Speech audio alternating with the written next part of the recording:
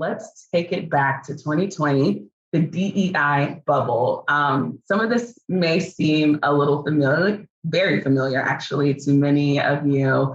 The Blackout Tuesday campaign that was released where everyone was putting the Black photo on their grids on Instagram. Obviously, all of the companies here at the bottom left corner where Netflix, to be silent is to be complicit, and all of that was rolling out. Of course, George Floyd and the kickoff of why we're here today, of 2020, right? And then COVID, the start of the pandemic. I remember seeing Idris Elba come out with this, and it was so shocking and jarring. I was like, the celebrities are getting it. Oh my goodness. And just seeing just all of these things that were unfolding all at once and how jarring that was. So we're taking it back. And speaking of taking it back, when we were talking about the events, we were thinking of it more like a timeline. There were so many things, and I recognize there's so many things here that aren't listed. This would be like a 5-slide timeline if we listed everything that happened just in 2020, but we just wanted to pull some of the highlights. So the start of the pandemic, the most uncertain time. We'd never experienced anything like this before. It was just so jarring. The news was covering how, in New York, bodies, they were not having anywhere to, bury people. It was so uncertain. We had shelter in place. We couldn't leave the house. We didn't know what the next steps were. It was such a rough time. Ben and Brynne, do you want to speak to your experience in the shelter in place, just the start of all of that? Well, yeah, it's really interesting because I had a different experience than you, Jasmine, because I know that was one of the busiest times of your life is when that was happening and everything was happening in the world and your professional career. I was working in the micromobility industry and I was overseeing the scooter share down in Dallas, Texas. And when COVID hit, we had to shut down that entire unit. And so then I was out of work at that point. So I was at home seeing what was happening. It was 55 days, I think, without a meaningful in-person conversation with someone, other than just exchanging something at the grocery store, buying something at the grocery store and those quick interactions. And so I was at home watching in real time all the different events, whether it was COVID or as we continue on, we have Breonna Taylor, we have Ahmaud Arbery, we have George Floyd, all of that stuff was happening. And I was part of the community that wasn't working and was watching it happen every day, all day long. And it was such a crazy time in all of our lives. Yes, it was really, really tough. Brynne, No, I would just say same. I think the pandemic coming sort of before the rest of this timeline, the pandemic being the start. Obviously, I worked at Nova and we were doing Nova things and we were making plans to really scale intentionally and maybe add one person the next year. We had contracts for in-person workshops. We were at that point flying people to the West Coast all the time to do workshops, and it just stopped, right? On one day, it just stopped. And so from a business owner perspective, it was frightening. This might be over. And lots of conversations about what are you going to do? There's nothing you can do about it. There's no failure here. This might just be over because nobody knows how to navigate this what's happening. A lot of our clients in L&D departments were getting furloughed. And so just getting bounce backs from our emails when we had input, it was just wild. Personally, I was trying to lean into the ambiguity of all of it. And this is so much bigger than me or us. I was trying to spend time with my daughter that otherwise I would never have been able to do because we wouldn't have been home together. And we were just taking it sort of one step at a time. And then, of course, as we all know, the lid came off. Of course, yes. Right after. Could never have imagined what there would be so many other things on its way for us. Speaking of the bounce back emails, that reminds me, I completely forgot about that. I was working in public relations at the time, and I remember sending pitches over to news reporters that we, had great relationships with, and boom, one after the other, they just from different stations and outlets just, they no longer, it was just so fast. They no longer work here, and furloughs and pay cuts and, 25% pay cuts. And it was so wild. And I sincerely thought when they told us to pack our bags, we're going to be out for a couple of weeks. We'll see you in a couple of weeks until this blows over. I was like, okay. And I have never been back to the office since that day. So very, very wild time. And so we're going through all of this, trying to wrap our head around the pandemic. Different states, different regions are handling this all very differently. So that becomes a thing. And then George Floyd murder happens, where everybody for the first time is sitting down, and we have a front row seat, so to speak, to, and by the way, I want to acknowledge, had been happening, been going on. Right. Certain communities were already very privy, very hurt, very affected, very upset, outraged even by all of the previous countless names that we could go through that this has happened to. But this was the first time that everyone was sitting down and had a front row seat. If you never watched the news, you were watching it now. If you were not really a social media person, you were a social media person then, and you couldn't escape it. It was in your face, whether you wanted it to be or not. And then the outrage collectively, globally ensues. What do you both remember about that time as well? You personally, what were you doing? I know for me, working in PR, we were slated to launch a campaign for a client at the time. I woke up that morning after this happened, and I sent an email that said, we're not launching your campaign. I hadn't spoke to no one at the company at the time. I'm like, we're not doing this. Something bigger than your campaign has occurred, and we're gonna focus on that now. And I thought for sure I was going to get fired, and didn't know how to, I didn't know what direction that was going to go, but my heart and values could not keep me from being compelled to send that letter. And I'm glad I did, because it ended up working out, which we'll get to later in this timeline. But I want to hear from you. And even in the chat, what do you remember feeling at that time? How did that affect your day-to-day? I think we talked a little bit in prep for this, something that I find interesting.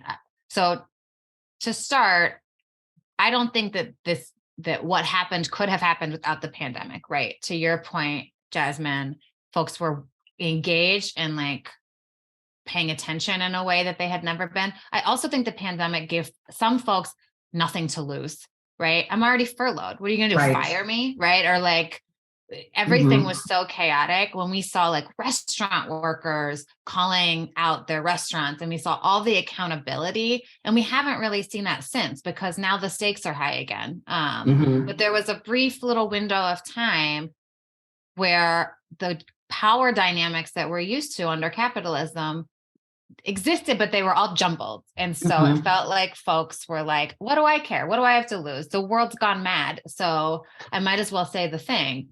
And that I feel like is a key ingredient to how that became the way it was. When it was happening in real time, my experience was, it was sort of in slow motion. I felt like everything was happening in this weird, slow, fast motion.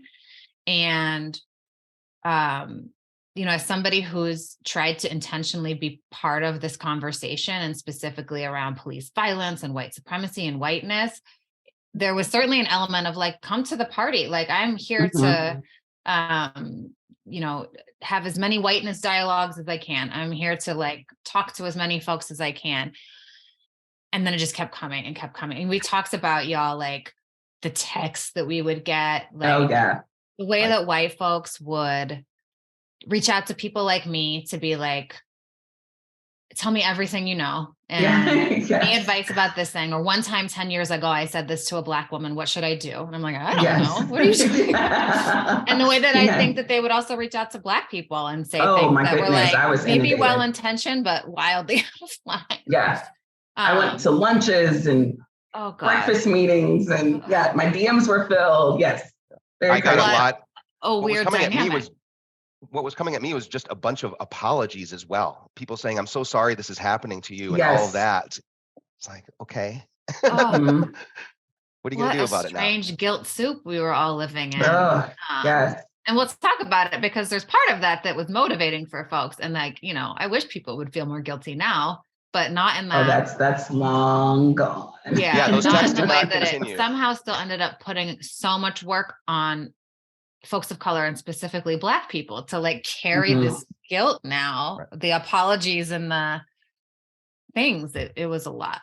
It was a weird, strange transition from asleep to awake for a lot of people. Absolutely. Let's talk a little bit too, the social media support, right? So the outcry, I just remember everyone I followed at the time was just I'm gonna sit and listen, and they would have Instagram lives with people, their Black friends that I've never seen on the grid, and to come in and speak to them about educating them and being better and this and that, and it was just the performance. It was a performance. Also, I was a part of many protests, and that was a whole other layer that was happening. Yeah, it was a very, very wild time. And that just segued into the frantic need for DEI in the workplace, right? So social media, that wasn't the only place where people were pouring out their support. There were letters crafted and pledges made, and we'll get to the pledges a little bit later, but and a frantic need for having DEI departments. No one knew what DEI stood for, but they desperately needed it. What I think someone in the chat, are they saying the Karens? Was the Karens born during that time too? Naming them, finally putting a name to it during 2020. And then I was, like I said before, I worked in public relations, but I also was certified in DEI. And I walked into my initial company that I worked for at the time and asked about DEI work and departments, and I was blown off. And then all of a sudden my phone started ringing, and I became a DEI person real fast, in addition to my PR responsibilities. But what was it like working in that space already for the Mad Dash? Because I wasn't with Nova yet. So Right. It was, again, slow motion, fast motion, right? It all of a sudden, on a dime, those folks we were getting the bounce backs for that were furloughed were suddenly back. And like we talk about the job description, right? They were back and better than ever and getting their back pay because those organizations couldn't pull them back in fast enough. So like Right. somebody's got to deal with this, Right. right? We're Mhm. getting questions. People want a statement, those kinds of things. So that part was great. It was awesome to see clients that we had been working with in this work. They were doing it in 2017. They were doing it in 2018. The pandemic shut it down. And then all of a sudden now there's energy for the work that they've been trying to do with us. And that part was awesome to have that, to be able to try to make hay while that sun was shining. Then there was the frantic need that was coming out of complete left field. And it certainly, from a business perspective, when you think that your business might close because of this global pandemic, and then all of a sudden there's never been as much demand, you're like, okay, well, this is great. We don't have to think about whether we stop paying ourselves or how we navigate this complete drop. More than the financial and the business part was, again, that like, oh, we have a responsibility to touch as many folks as we can while they're listening. Like we knew it wasn't going to sustain. I don't think we knew the level to which it would recede, but we knew it wasn't going to sustain at that fever pitch. And we really thought, this is a window, right? This is an opening. Mhm. And the reason we started Nova, the reason we got into this work was to try and reach folks who might otherwise not come across these conversations in their echo chambers and, that in their own circles, to try and reach them in the workplace where they might be reachable. And so that just felt like we had such an opportunity. In hindsight, again, not everyone's intentions were pure, and it was hard to suss that out at the time. It was very hard to be in judgment. Everything was moving too fast. Right. Every single person, Jasmine, that you said like was performative, I swear to you, every single one of them would have passed a polygraph test saying it was the most important thing, right? They believed it in their bones. Like they would have passed all the tests about it. Yeah.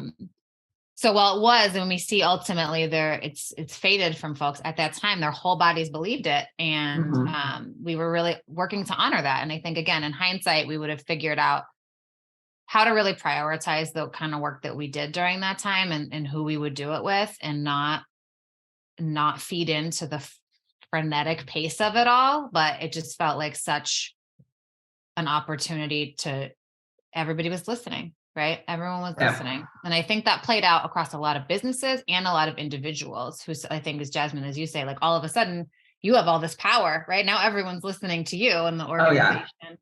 And should you have given that away for free? Should we have done work with every person that came to us? It's hard to say where we sit now, I think. Right. I agree.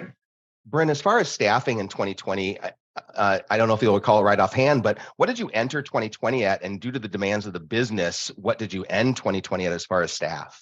Yeah, it's a great question. Like I said, we were trying to bring on one other full-time staff person in 2020. So we came in with the 4 of us partners and I think 2 full-time staff. And we ended, I believe, with 15 full-time staff, somewhere around that. Yeah. Wow. The work. And again, we thought this is great. We had a list 37 people long of folks we would love to hire to work in the space with us. So it felt like this was just helping us get there quicker and bring really, really great people into the work. And again, it's with any bubble, there's a burst. And I think we'll talk about how Nova has weathered that, but I think really sadly about a lot of Black-owned businesses in different spaces that probably experienced a similar bubble and then burst that it probably took them out, 100%. Yeah. So that's the next thing. So Black-owned business rush, support Black-owned businesses. It was everywhere. Diversifying your suppliers everywhere. It was just, I think there were like some companies had added web pages where like, these are the list of people that we support. These are the people that you should go out support. This is how many dollars we're spending with Black-owned businesses. This is just frantic, just a frantic rush. But on the flip side of that, you had Black businesses that were not able to get loans. Now, all of a sudden, the PPP loans accelerated this process. What would take 6 to 8 months or more, now you can get it in 30 to 45 days or less. Right. So that was amazing. A lot of Black-owned businesses that absolutely deserve the spotlight were receiving it. The outcry of support from everybody was just so incredible to watch. But of course, what goes up, must come down, right? And so is the support still there? Maybe regionally. I know I live in Houston and I can confidently say that our support here is very strong, but is that the same for Chicago? Is that the same for New York? Is that the same? You know what I mean? So it was a rush, and then we don't really hear about that. And I wonder too, if some of those suppliers that were those diverse suppliers that were brought on in 2020, are they with those organizations today? Is that still a priority? Or we're just going to go back to the language of we're just choosing who does the best job, because all of a sudden that didn't matter, right?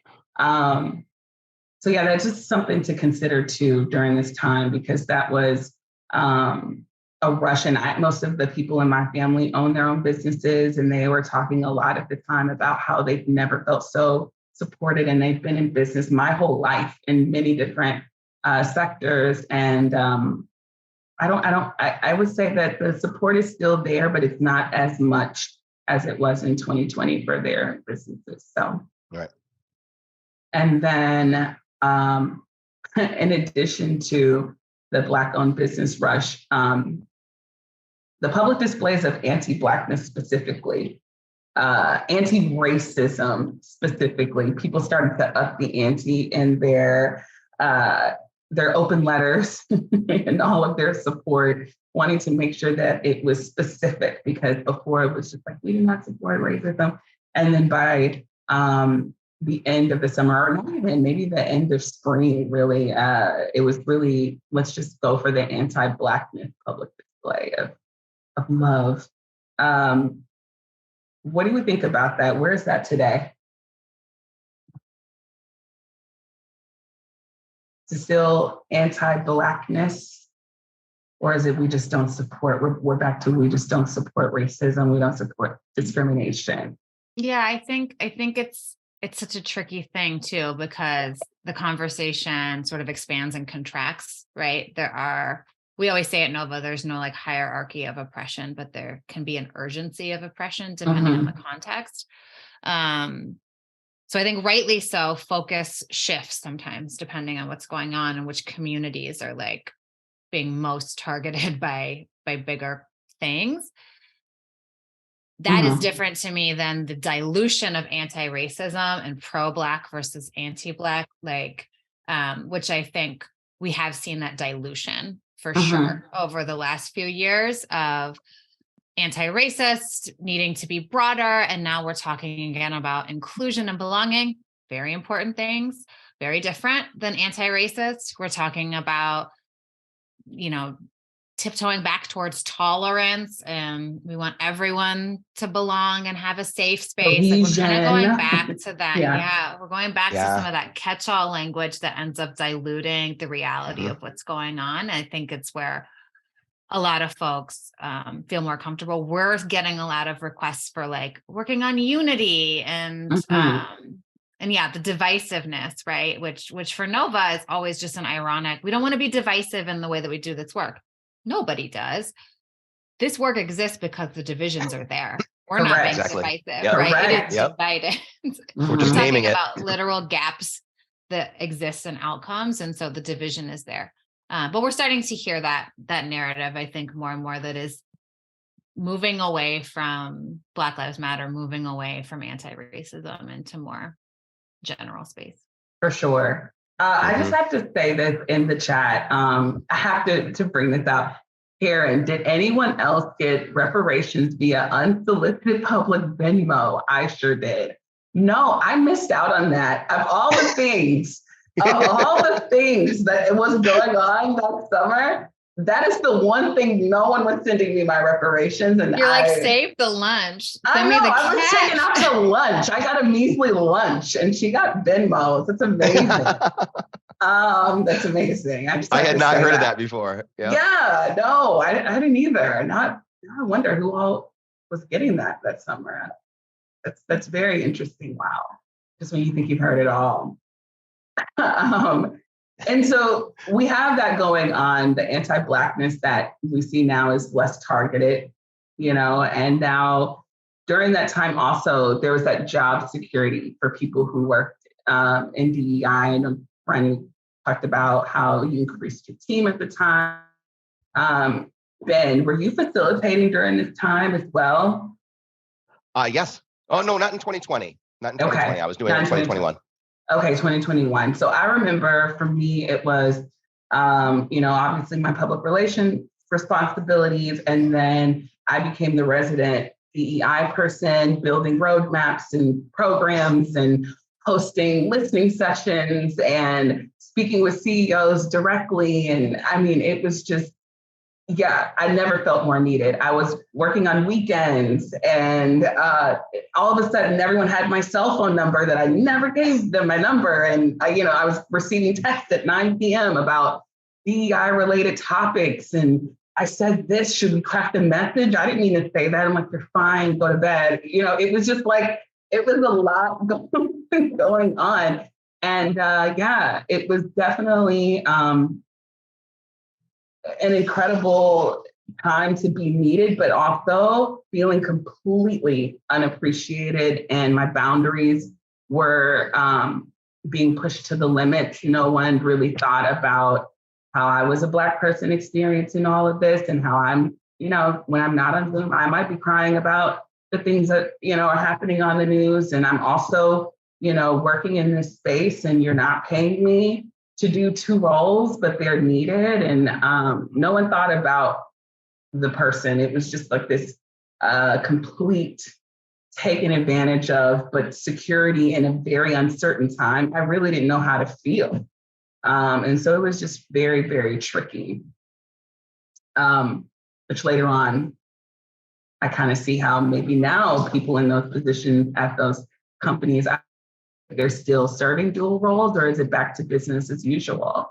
I will say towards the end of my tenure in PR, it was nearing back to business as usual. So, and then finally here, of course, the $200 billion pledges to racial justice initiatives that were happening.